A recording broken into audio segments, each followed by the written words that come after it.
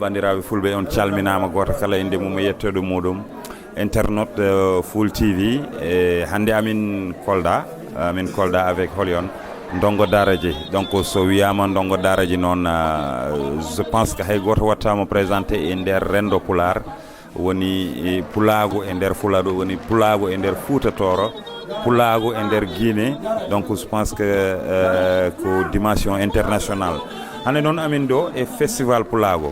donc festival o Ndongo machallah fuddunoma welde mais avant tout d'abord mi salmini holko mbiyata Kolda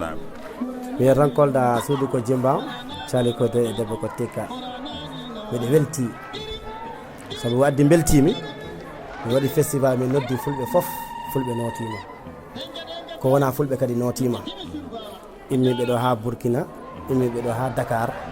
ɓe gari yimɓe kewi teɓ Mali Mauritanie Guinée Bissau sera Kolda ɗo ha Tamba ari hawri heewi teɓ machallah essa donc ɗum woni weltare am hande ko ɓurnomi taw weltade sa ko mi wasa zuude sa ayi ɗum ñaguira ay kisan waɗo yi ɓe kuppoyi kam courant e hakkude ɓe jaɓani mi suwa machallah ko weltare kono Ndongo ko mbadda ko weeɓani yimɓe heewi yiide tan festival la plupart ko caggal leydi ou bien festival uji mbaɗi ni yimɓe tan heewi yiide so taw ko festival taw koye rendo ngo tan mais an a jeggoyi ha caggal leydi gaddoya yimɓe ummiɓe Niger Gambie Sénégal rendina foof Pullo Fuladu fulɓe ɗum ɗo holto guettuɗa o ngoɗon miijo non ko yidde tan hawrintinde fulɓe yidde hawrintinde leñol ngol yidde kadi andinde yimɓeɓe hande e wonto jiyanno en ɗum enen kadi mbaɗanen koye men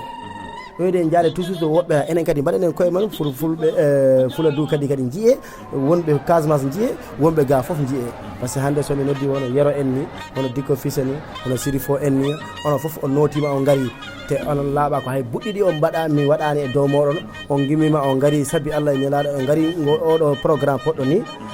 onon kadi miɗa jaara on tigui miɗa yettan ko yimɓe moƴƴuɓe onon mbawno kam yombude million ngaji mi yoɓa on walla mi wasa on yobde garon walla mbason arde kono hande ay mi noddi on notima tan oɗon gandi homo noti ɗon kadi kono donc hande miɗa salmina fulɓe aduna foof miɗa salmina kala ɓe wona kala fulɓe miɗa salmina foof ko ari ko kala foof wiyama ari e jaam ya rutto e jaam ɓe keeɓino sunare seeɗa noon par ce que ɓe kuppi courant e hakkude meeɗaka heɓade noon Kolda e artiste ara ɗo ha courant coupé par ce que ɓoyanɗo woɓɓe kiiriɗo samediji jawriɗi ɓawoɗo hay goto kuppaka courant te min et puis hande journée fof komin wonnom te kadi ɓe ƴettiɗo max football ɓe mbaɗi ɗum e nder tel donc ɓe kadi kam kadi wadde installé matériel jam da matériel watte installé taw ko hedde 23 heures ɗi paroye presque pari parani ko noon waɗa ɗo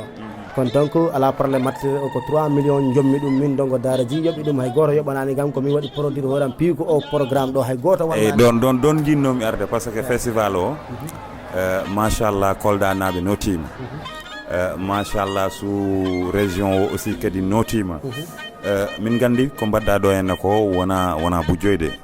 wona temedere par ce que matériel oɗo ko matériel mo ganduɗa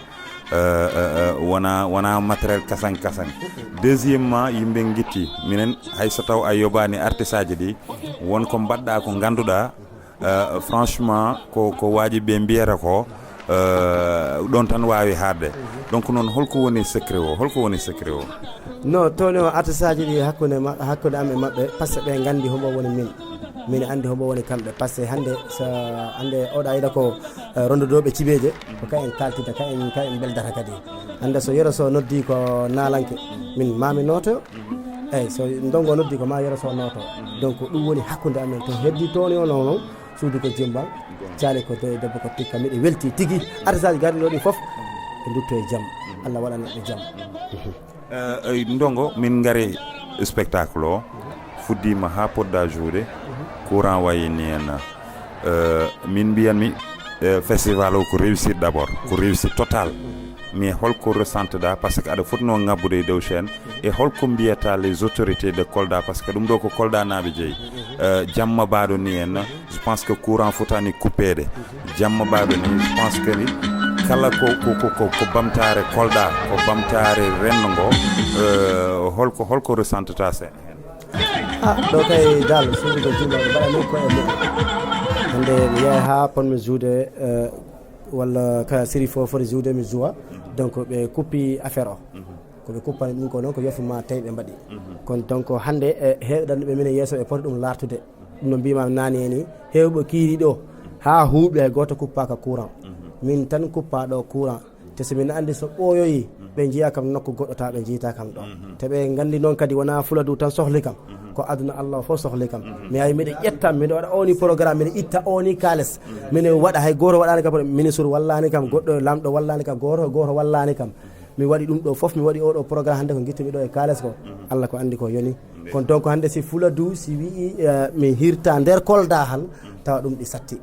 satti trop saw min ñane mbiɗa hiira concert fan fi jam ɗi gandi ñane mais si wona lewru korka so wona lewru korka mi foftota ko ñane mbiɗa hiira concert hakkude Mauritanie Mali e Guinée Bissau e Gambie Sénégal ɗo ñande fo ñane natta Facebook walla YouTube dara calendrier ji dongoda ñande fo ñane komi kiiro ay ɗo hay hunde wonani am yimɓe kesi nattu jii ko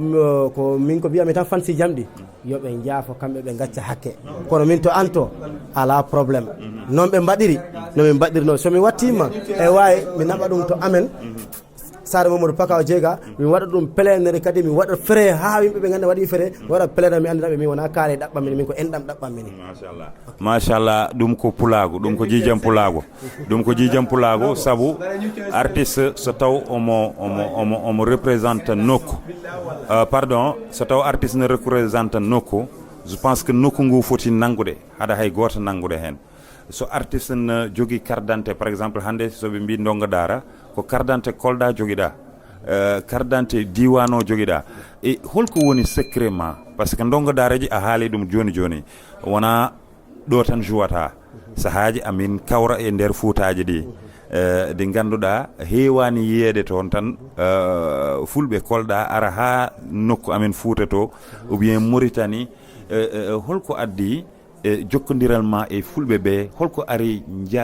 addi yaajede oɗon yaajede e nder renndo ngo machallah eɗen ñaago aussi kadi yo Allah yaw beyda mais minen komin welciɓe hen par ce que pulaar ala frontiére an ka pabde ɗum bien kono noon mine yetta Allah e duwa nene e baaba kañ jottinimi to gommi to ɓaawo Allah e ñalaaɗo ete kadi ko mbaɗanmi ko min yimɓe ɓe enen jiɗi ɗum mi yehi ha mi andi ko mbaɗanmi ko yimɓeɓe enen jiiɗi ɗum ko yidde ko mbaɗanmi ko yimɓeɓe ko jiiɗi ɗum ko waɗi miɗa yetto ɗiɗo piyade waɗi kadi mi foftintako somi natanima hiiro mi amananma ha beltoɗa somi yimanima a weltoto somi waɗanima kala ko palɗa nder sirsene mi waɗanama ha beltoɗa amanama yimanama ɗum ɗon kam miɗa wawi ɗum fansiji ɗi en gandi donc ko mbaɗanmi ko kadi miɗa wawi ɗum hay min tigui hoorema yeehi ha mi andi min ko mbammi ko miɗa wawi ɗum par ce que wona mi almude hen mi waɗi ɗum hikka watta duuɓi 15 donc hande ko mbammi ko aduna Allah o foof ɗi andi ɗum ɗi tini ɗum donc ɗum waɗi mi wawata joɗade ñande pa mara fansiji ɗi nodda wattu yo wattu woɓɓe ni ko mi waɗa ɓe rejeté concert ji miɗa jogui ɗo concert ji ñande ha naati lewru korka so lewru korka juulama kadi ha lewru ndu heeɓa balɗe 19 miɗa jogui concert ñande fo ñande ɗum ko golle mbatta ɗum si a golli ko moƴƴi tan a yoɓere ko moƴƴi si a awi kaani ko kaani fuɗata mais si a awi sukara ko sukara fuɗata de a voilà donc noon ko ɗum won ɗo association Timtimol tottuma enen ko association Timtimol tottuma ɗum ɗon donc machallah ɗum ɗo ko raya aɗa mérite ko. Ok, on va faire les choses ensemble. Vous allez applaudir deux fois comme ça.